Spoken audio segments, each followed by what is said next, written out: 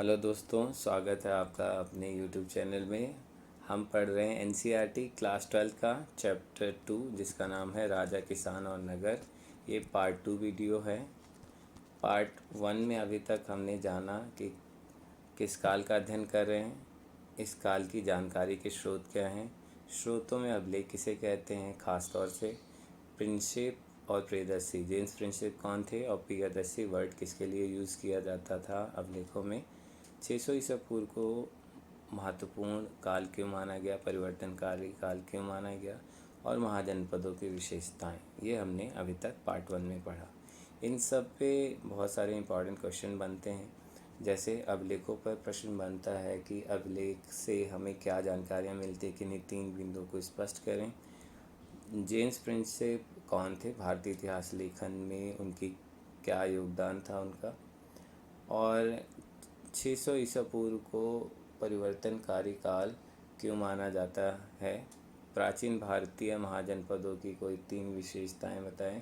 इस तरीके से प्रश्न बनते हैं। तो पार्ट 1 काफ़ी इम्पॉर्टेंट है। डिस्क्रिप्शन बॉक्स में दिए गए लिंक पे जाकर ज़रूर देखें। और वीडियो में आगे बढ़ने से पहले अब हम ज़रा महाजनपदों के लोकेशंस को देख लेते हैं, कहाँ पे वर्तमान के कौन से क्षेत्रों में ये मौजूद थे। तो ये गांधार महाजनपद वर्तमान में जो पाकिस्तान का पश्चिमी हिस्सा और जो अफ़गानिस्तान है उसका पूर्वी हिस्से में पड़ता है, यानी कि काबुल और रावलपिंडी के आसपास का जो क्षेत्र है, उसके बीच का जो क्षेत्र है, वहाँ पे गांधार महाजनपद होता था और उसकी राजधानी तक्षशिला थी। फिर हम कुरु महाजनपद को देखें तो कुरु महाजनपद दिल्ली, मेरठ के आसपास के क्षेत्र और साथ ही हरियाणा का थानेश्वर क्षेत्र कुरु महाजनपद इस पे मौजूद था। कौशल, तो ये जो कौशल महाजनपद है, आज का जो अवध क्षेत्र है, वहाँ पे मौजूद था। वज्जी नेपाल और बिहार के बॉर्डर एरिया में स्थित था। मगध बिहार राज्य में स्थित था। राजगीर इसकी राजधानी थी पुरानी, बाद में पाटलिपुत्र बनती है। वाराणसी, काशी, तो काशी महाजनपद जो था वो वाराणसी के आसपास के क्षेत्र में था। पांचाल महाजनपद, तो पांचाल रुहेलखंड मध्य दोआब का जो क्षेत्र था यूपी का, वहाँ पे स्थित था। अवंती एमपी के उज्जैन ज़िले में पड़ता था। तो ज़रा आज वर्तमान क्षेत्रों में देखें कहाँ पे थे। तो मगध जो है पटना, गया और शाहाबाद ज़िला जो आज का है बिहार का, यहाँ पे मगध साम्राज्य था, स्थित था, केंद्रित था। काशी वाराणसी के आसपास का जो क्षेत्र, आज की जो वाराणसी है और उसके आसपास के क्षेत्र में स्थित था। कौशल आज का जो अवध क्षेत्र है वहाँ पे स्थित था। अवध में फैज़ाबाद, गोंडा और बहराइच ज़िले आते हैं, तो वहाँ पे कौशल मौजूद था। कुरु दिल्ली, मेरठ के आसपास के क्षेत्र, साथ ही थानेश्वर हरियाणा का जो क्षेत्र पड़ता है, यहाँ पे कुरु महाजनपद स्थित था। पांचाल रुहेलखंड मध्य दोआब का जो कुछ भाग था यूपी का, वहाँ पे मौजूद था, जिसमें बरेली, पीलीभीत, बदायूं और बुलंदशहर, अलीगढ़ का कुछ हिस्सा इस पांचाल महाजनपद का हुआ करता था। अवंती, तो अवंती उज्जैन ज़िले से लेकर नर्मदा नदी तक का जो क्षेत्र है एमपी में, वहाँ पे स्थित था। वज्जी बिहार तथा नेपाल के क्षेत्र में विस्तृत था।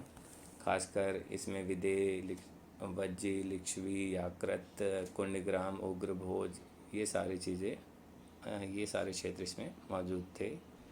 और गांधार, मैंने आपको पहले ही बताया कि गांधार जो महाजनपद था काबुल व रावलपिंडी के बीच के क्षेत्रों में स्थित था।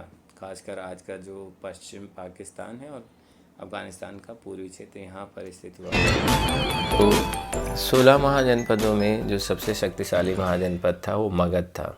मगध के शक्तिशाली होने के कई कारण थे। इस पे एक प्रश्न भी बनता है, 6ठी शताब्दी से 4ठी शताब्दी ईसा पूर्व के बीच मगध के सबसे शक्तिशाली महाजनपद बनने क्या कारण थे, या छठी शताब्दी से लेकर चौथी शताब्दी ईसा पूर्व के बीच मगध सबसे शक्तिशाली महाजनपद बन गया। कैसे?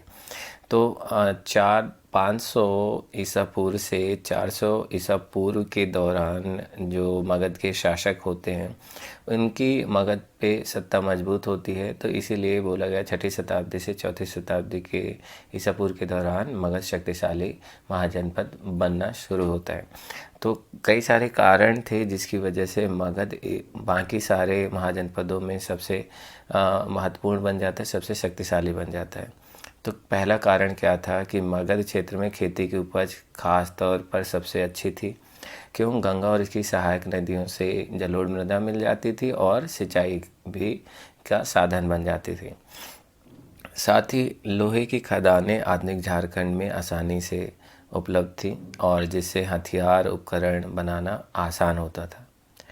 जंगली क्षेत्र थे, वहाँ से हाथी की उपलब्धता बहुतायत में थी जो सेना का महत्वपूर्ण अंग थी। उस समय हस्ती सेना करके हुआ करती थी, महत्वपूर्ण माना जाता था। गंगा और इसकी उपनदियों से आवागमन सस्ता और आसान होता था और आरंभिक जैन और बौद्ध लेखकों ने मगध की महत्ता का कारण यहाँ के जो शासक थे अलग अलग उनकी नीतियों को बताया। कौन से? खासकर बिंबिसार जो था जिसने एक तरीके से इसकी स्थापना करी मगध साम्राज्य का, बिंबिसार हो गए, फिर इसके बाद अजातशत्रु हो गए और इसके बाद महापद्मनंद हो गए। इस तरीके से कुछ जो महत्वपूर्ण शासक थे इनकी नीतियों की वजह से ये काफ़ी शक्तिशाली महाजनपद बनकर उभरता है। अब हम थोड़ा सा मगध साम्राज्य के इतिहास को देख लेते हैं। अब ये जो मगध महाजनपद है ये इतिहास को ज़्यादा आपके एनसीईआरटी में नहीं दिया गया है। मैं आपको क्योंकि पिक्चर क्लियर होनी चाहिए इसलिए कुछ चीज़ें अलग से आपके लिए लेके आया हूँ। तो मगध जो साम्राज्य था, जैसे मैंने पहले बताया कि 500 से लेकर 400 ईसा पूर्व के दौरान मगध के जो शासक हैं उनकी सत्ता पर पकड़ मजबूत होना शुरू होती है और मगध पर हर्यक वंश, मगध साम्राज्य का वास्तविक संस्थापक हर्यक वंश को माना जाता है। हर्यक वंश के भी शासक बिंबिसार को माना जाता है। तो बिंबिसार हर्यक वंश का भी संस्थापक था और साथ ही साथ ये मगध साम्राज्य का भी संस्थापक माना जाता है। ये हर्यक वंश से पहले भी एक शासक यहाँ पर, एक राजवंश यहाँ पे होता था जिसका नाम था बृहदत्त वंश। तो हर्यक वंश का प्रथम संस्थापक या प्रथम राजा एक तरीके से बिंबिसार होता है। और बिंबिसार ने क्या किया? तो बिंबिसार ने अंक को जीतकर मगध में मिलाया और मगध साम्राज्य का ये पहला कदम था। जीत शुरू होती है, धीरे धीरे कलिंग को जीतकर अंतिम रूप से मगध का विस्तार होता है। और बिंबिसार ने वैवाहिक संबंधों के द्वारा अपनी स्थिति को मजबूत किया। बौद्ध ग्रंथ है एक जिसका नाम था महावग, उसके हिसाब से बिंबिसार की 500 पत्नियां थीं। कितनी पत्नियां? 500 पत्नियां थीं। और इसके बाद बिंबिसार के बाद उसका बेटा बिंबिसार की हत्या करके अजातशत्रु सिंहासन पर बैठता है। इसने वज्जी संघ को जीतकर मगध में मिलाया और अजातशत्रु की हत्या करके उसका बेटा उदयन सत्ता पर बैठता है। उदयन ने क्या किया? तो उदयन ने गंगा और सोन नदी के संगम पर अपने शासन के चौथे साल में पाटलिपुत्र को अपनी राजधानी बनाया। पाटलिपुत्र का पहले नाम क्या होता था? कुसुमपुर होता था और इसने इसको राजधानी बनाया। पाटलिपुत्र से पहले मगध साम्राज्य की राजधानी राजगृह थी और राजगृह के लिए कई बार प्राकृत भाषा में राजगाह भी वर्ड यूज़ होता है।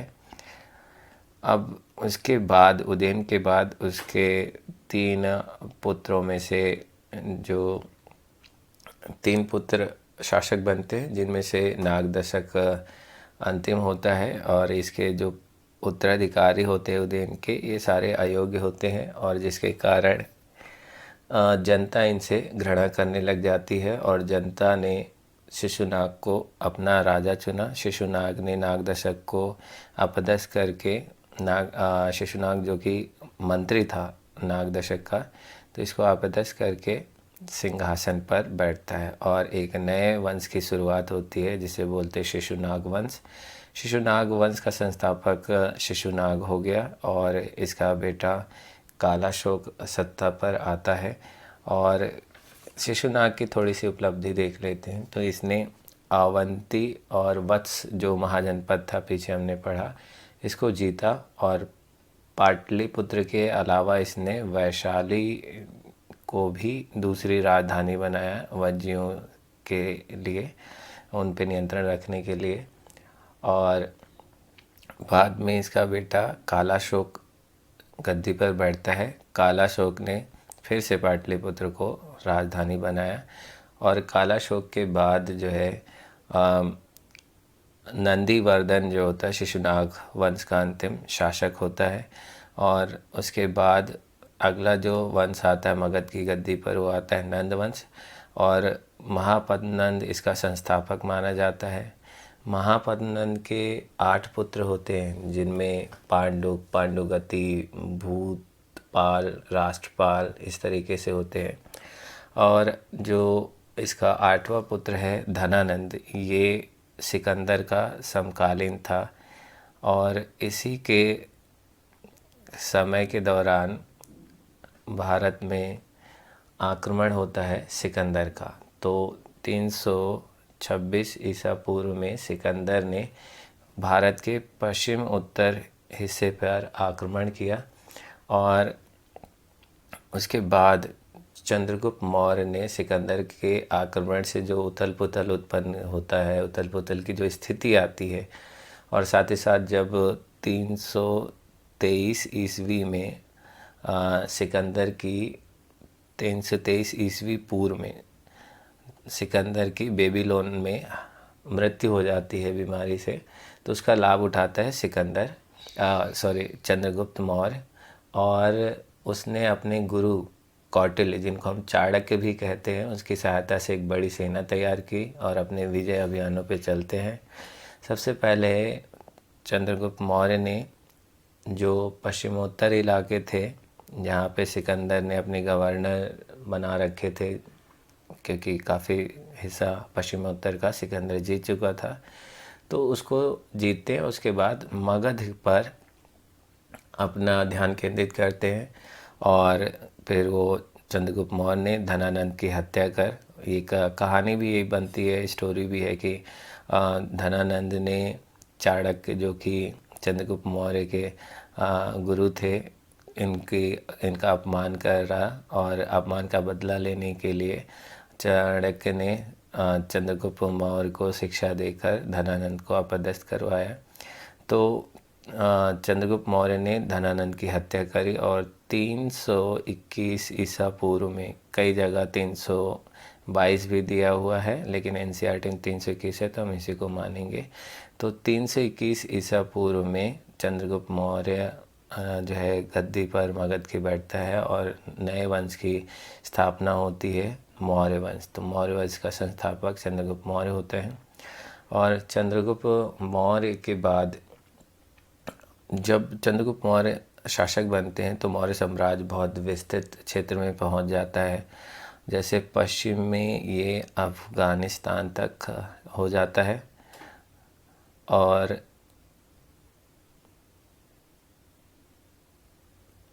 पूर्व में ये असम तक हो जाता है।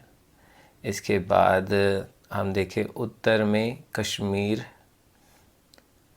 और दक्षिण में ये कर्नाटक तक फैल जाता है। अब ये कहा जाता है कि इसके बाद चंद्रगुप्त मौर्य के बाद बाकियों ने ज़्यादा विस्तार नहीं किया। अशोक ने एक काम किया था कि जो कलिंग है, आधुनिक जो उड़ीसा बोलते हैं, कलिंग को अपने राज्य में मिलाया था। लेकिन कलिंग को जब जीता तो बहुत सारे लोग मारे जाते हैं। उससे दुखी होके युद्ध की नीति अशोक ने त्याग दी थी और फिर वो धम्म के प्रचार में जुट जाते हैं।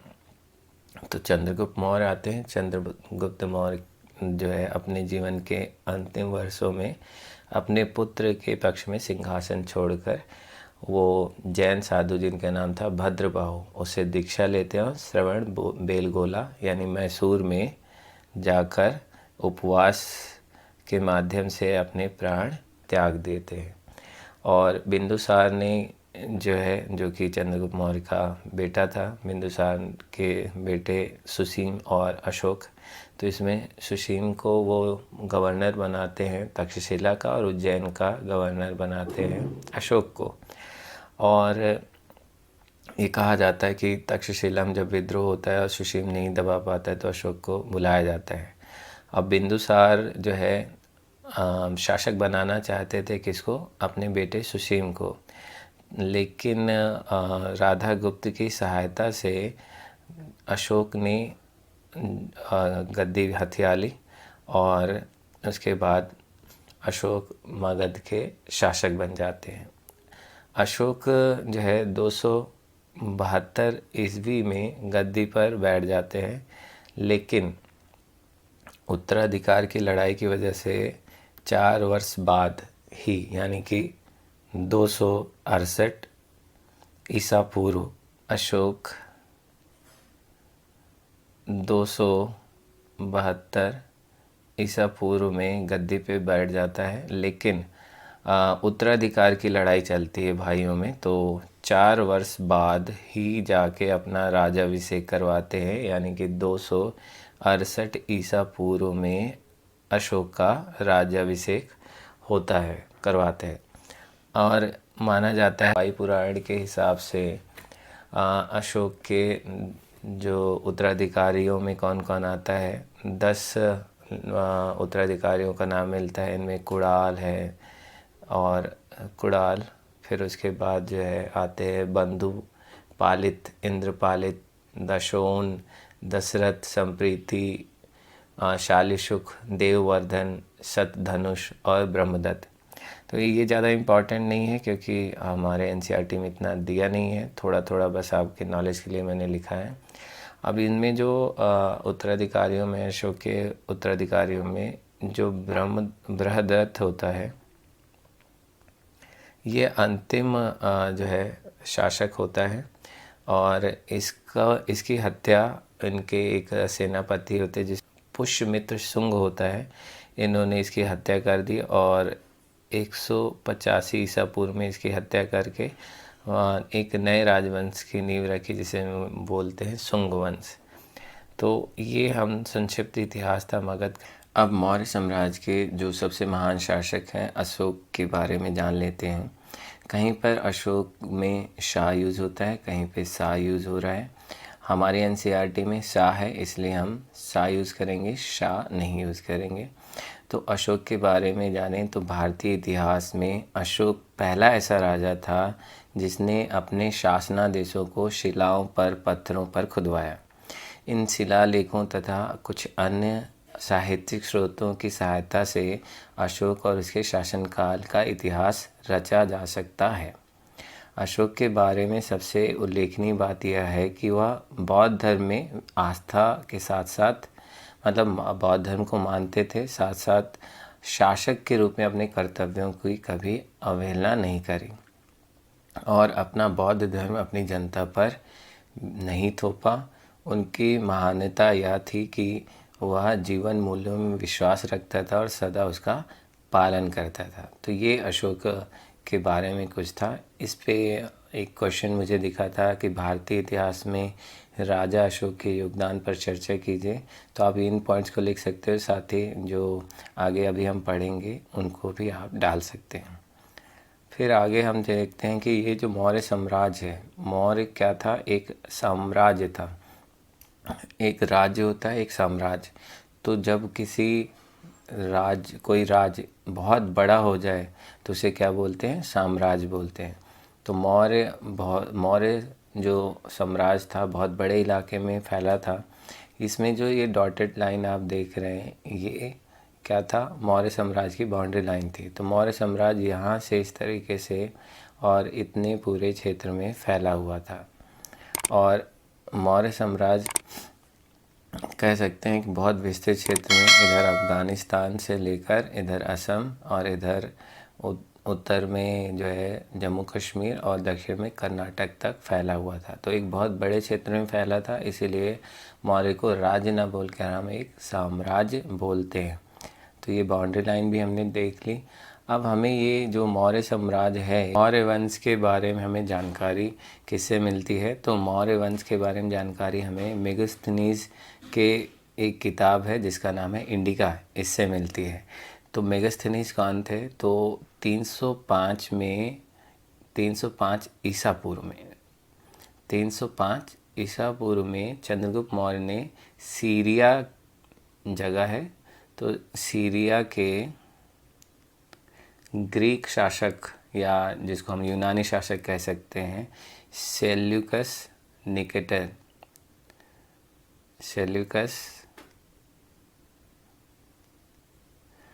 निकेटर को पराजित किया।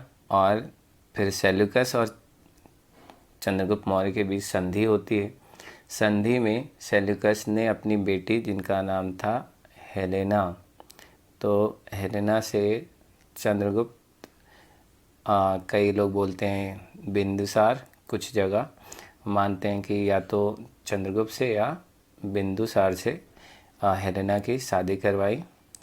और साथ ही जो है मेगास्थनीज को अपने दूत के तौर पर चंद्रगुप्त मौर्य के दरबार में भेज दिया और इसी ने इंडिका लिखी। लेकिन इंडिका के जो ये गायब हो जाती है, इसके जो कुछ अंश है वो यूनानी जो लेखक वगैरह होते हैं उनके उदाहरणों में मिलते हैं, जिससे हमें काफ़ी कुछ जानकारी मिलती है मौर्य वंश के बारे में।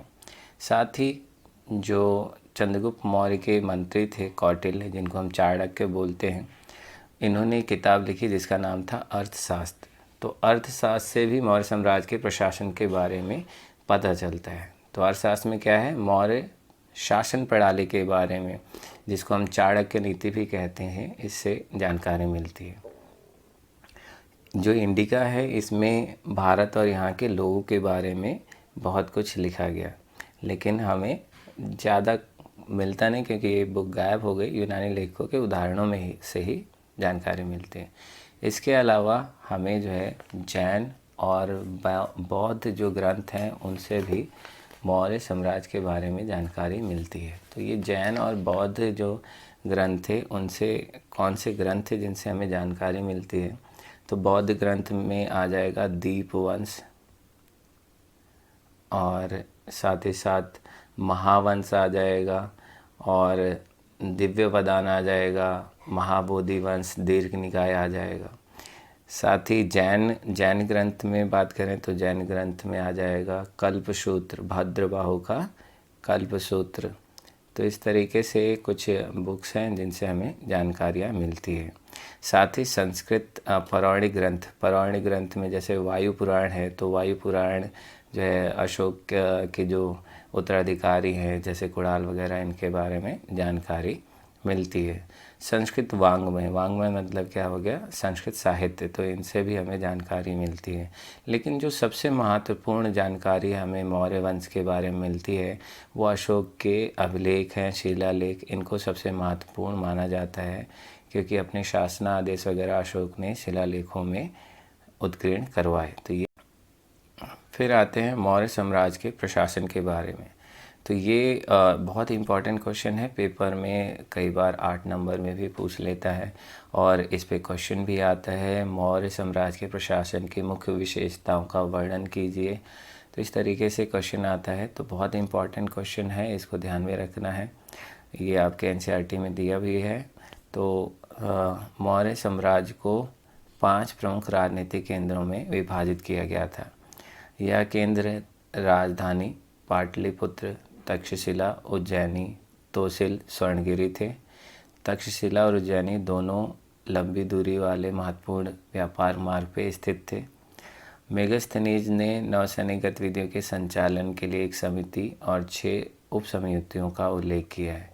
तो जो समिति थी उसका काम क्या था कि नौसेना का संचालन, यातायात, खान पान, पैदल सैनिकों का संचालन, अश्वरोहियों, रथरोहियों और हाथियों का संचालन था। दूसरी जो उप समिति था उसका काम क्या था, खान पान, यातायात के साधन उपलब्ध कराना है। जैसे जो जानवर होंगे उनके लिए चारा और जो औजार ले जाएंगे उनके लिए औजार ले जाने के लिए यातायात के साधन उपलब्ध कराना। साथ ही साम्राज्य को पूरे एकता के सूत्र में जोड़ने के लिए अशोक ने धम्म को भी एक नीति के तौर पर माना, प्रयोग किया। अशोक का धम्म जिसे बोलते हैं, जो अभी हम पढ़ेंगे। धम्म के प्रचार के लिए उन्होंने धम्म महामात्र नाम से विशेष अधिकारी भी नियुक्त किए। अब हम देख लें कि अशोक का धम्म था क्या। तो अशोक ने इसको एक नीति के तौर पर देखा था। अशोक का धम्म क्या था कि बड़ों के प्रति आदर करना, सन्यासियों और ब्राह्मणों के प्रति उदारता, सेवकों और दासों के साथ उदार व्यवहार करना, दूसरे धर्मों और परंपराओं का आदर करना, यानी जो सामान्य नियम थे वही अशोक के धम्म के मुख्य अंग थे। और अशोक धम्म वर्ड क्यों यूज होता है, तो धर्म को प्राकृत में धम्म बोलते हैं, इसीलिए अशोक का धम्म बोला गया है। अब हम देखें कि ये मौर्य साम्राज्य कितना महत्वपूर्ण था। तो इस पे भी एक क्वेश्चन आता है, तो ध्यान रख लेना है इसको। काफ़ी इम्पोर्टेंट क्वेश्चन माना जाता है मौर्य साम्राज्य के बारे में कि ये भारतीय उपमहाद्वीप में कितना महत्वपूर्ण रहा होगा। चलिए देखते हैं। तो मौर्य साम्राज्य की स्थापना के बाद भारतीय इतिहास में नए युग की शुरुआत होती है। मौर्य साम्राज्य काफ़ी इम्पोर्टेंट था। क्यों था? क्योंकि इससे भारतीय इतिहास में एक नए युग की शुरुआत होती है।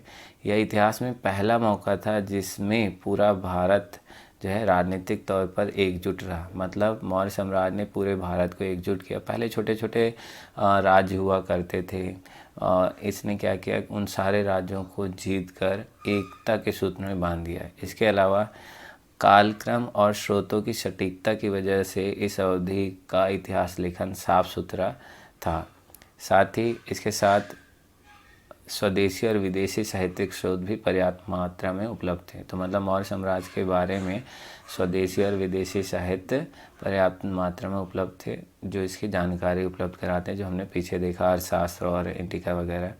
यह साम्राज्य इस अवधि के इतिहास लेखन की एक बड़ी संख्या में अभिलेख छोड़ गया। तो मतलब ये जो साम्राज्य था मौर्य साम्राज्य अभिलेख छोड़ गया, जिससे इतिहास लेखन के लिए बहुत हेल्प मिलती है। इसके अलावा मौर्य साम्राज्य के साथ जुड़े कुछ महत्वपूर्ण पुरातात्विक निष्कर्ष पत्थर की मूर्तियाँ थी, जो अनूठी मौर्य कला का जबरदस्त उदाहरण थी। कुछ विद्वानों का मानना था कि अशोक शिलालेखों पर मौजूद संदेश अधिकांश शासकों की तुलना में पूरी तरह से अलग थे, जो अशोक के शक्तिशाली मेहनती होने का प्रतीक थे। लेकिन कई बार आलोचनात्मक आ जाए तो ध्यान रख लेना, मौर्य साम्राज्य सिर्फ 150 वर्षों तक रहा। भारतीय महाद्वीप के लंबे इतिहास के लिहाज से इसे बहुत बड़ा काल नहीं माना जा सकता है। इसके अतिरिक्त मौर्य साम्राज्य का विस्तार उपमहाद्वीप के सभी क्षेत्रों में एक जैसे नहीं हो पाया था। यहाँ तक कि साम्राज्य की सीमा के अंतर भी नियंत्रण एक समान नहीं था। दूसरी शताब्दी से पूर्व आते आते उपमहाद्वीप के विभिन्न भागों में नए नए शासक और रजवाड़े उपस्थित होने लग जाते हैं। तो जब वैसे आ जाए कि मौर्य साम्राज्य कितना महत्वपूर्ण था तो आप पॉजिटिव पॉइंट लिखेंगे, लेकिन आलोचनात्मक आ जाए तो ये नीचे वाले पॉइंट भी आप लिख देंगे।